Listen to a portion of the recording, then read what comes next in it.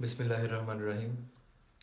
اچھا، کچھ دن پہلے تک میری ایک سوچ تھی، میں سوچتا رہتا تھا کہ یار مطلب ہم آج کل یونیورسٹی لائف میں ہوں، میں کبھی سوچتا تھا کہ اچھا کچھ ایسا حل ملے کہ دل سے نہ ہر قسم کا خوف نکل جائے، زندگی آسان ہو جائے، زندگی اس طرح ہو کہ سارے معاملات جو ہیں مطلب مشکلیں، رکاوٹیں، پریشانیاں، دکھ، غم، مصیبت، ہر چیز دور ہو جائے۔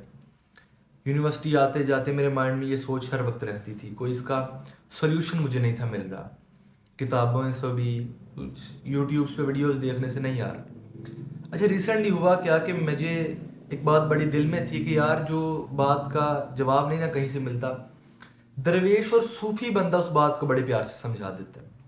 اور کچھ دن پہلے ایسا ہی ہوا کہ میں نے خواجہ غلام فرید کا ایک شعر پڑھا۔ اچھا، شعر تھا کہ میں گڈی ہاتھ ڈور سجن دے، جی میں چاوے آپ چڑھاوے۔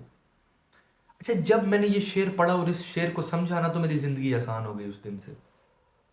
مطلب کیا ہے؟ اچھا، آپ اس میں کیا کہہ رہے ہیں؟ آپ کہہ رہے ہیں کہ میں گڈی، گڈی کہتے ہیں پتنگ کو، ہاتھ ڈور سجن دے تے جویں چاوے آپ چڑھاوے۔ اچھا، اس شعر نے ایک فلسفہ مجھے زندگی کا سمجھا دیا۔ آپ نے اس میں دنیا کو بھی رکھ دیا، آخرت کو بھی رکھ دیا، بیکاز میں ہمیشہ ہر بندے کو کہتا ہوں کہ یار آج کل لائف سپین اگر زندگی ہم دیکھیں تو ایک بندہ کم از کم، بہت بھی زیادہ بلکہ ہو تو 60 سال تک زندہ رہتا ہے، فوت ہو جاتا ہے، کچھ ینگ ایکسیڈنٹ میں بندے مر جاتے ہیں، کبھی کچھ نہ کچھ واقعہ ہو جاتا ہے، زیادہ سے زیادہ 60 سال کی زندگی۔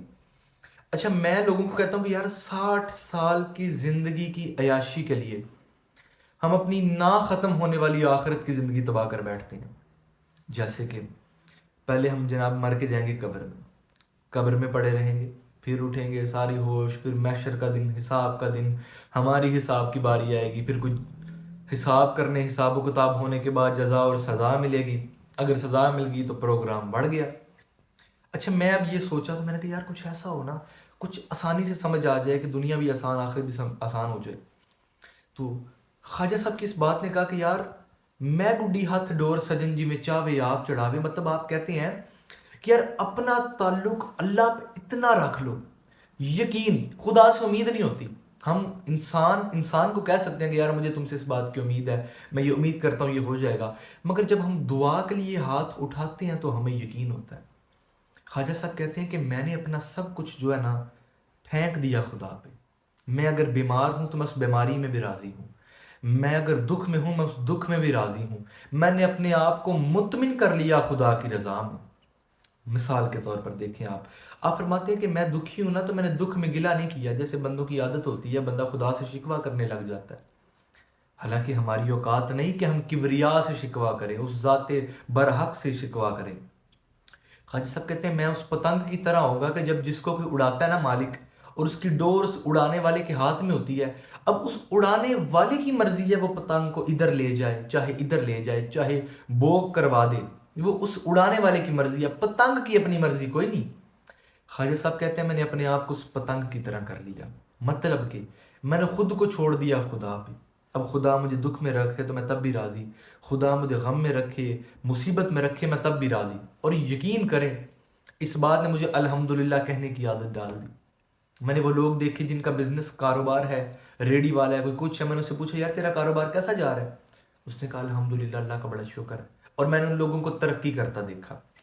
اب میں نے کچھ وہ لوگ دیکھے جن کا کاروبار اچھا جا رہا تھا، مجھے علم تھا، اور میں نے ان سے پوچھا یار کاروبار کام کیسا چل رہا ہے؟ وہ آگے سے ماتھے پہ بل ڈال کر مجھے کہنے لگا یار بس کام چلتا ہی پیا ہے، ویکھو کیویں ہوں، ویکھو اللہ نے انج ہی رکھا ہے۔ میں نے ان کو نیچے جاتے دیکھا۔ جس دن آپ کو خدا کا شکر ادا کرنے کی عادت پڑ گئی، اپنی ڈور اس کبریا کے ہاتھوں میں یوں فری ہینڈ آپ نے چھوڑ دیا، آپ نے کہا وہ جے سونا میرے دکھ وچ راضی، میں سکھ نو چلے ڈاواں۔